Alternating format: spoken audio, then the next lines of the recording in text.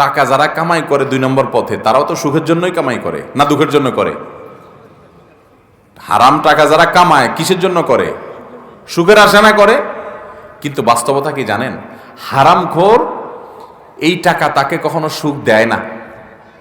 সুখ যদি কিছু পায়, তার ছেলে মেয়ে নাতিপুতি তারা বাপসাব নিয়ে রাস্তাঘাটে চলে যায় না, তাদের দাদা বড় ডাকাত, তাদের বাপ বড় চোর, বড় দুর্নীতিবাজ, বড় ঘুষখোর, বড় সুদখোর, হারামখোর। এটা তো ছেলে মেয়ে জানে না, তারা তো মোজ মাস্তি করে বাপে কামাইছে, বাপে যে 2 নম্বর পথে কামাইছে, দাদা যে 2 নম্বর পথে কামাইছে, নানা যে 2 নম্বর পথে কামাইছে, এটা তো নাতিরা জানে না, ছেলে মেয়ে জানে না, তারা মোজ মাস্তি করে ঘুরে বেড়ায়।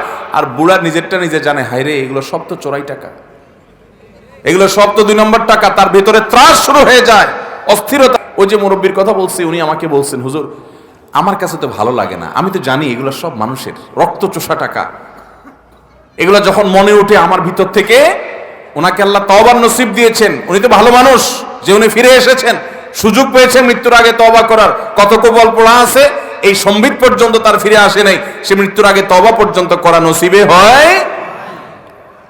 অতএব যুবক ভাইরা, প্রতিজ্ঞা করেন হালাল উপার্জন করবেন, ঠিক আছে তো ইনশাআল্লাহ? জীবনে কখনো 1 টাকার একটা কয়েন হারাম হলে ভাবে ছুঁড়ে ফেলে দিব, ওইটা আমার দরকার নেই, ঠিক আছে না ইনশাআল্লাহ?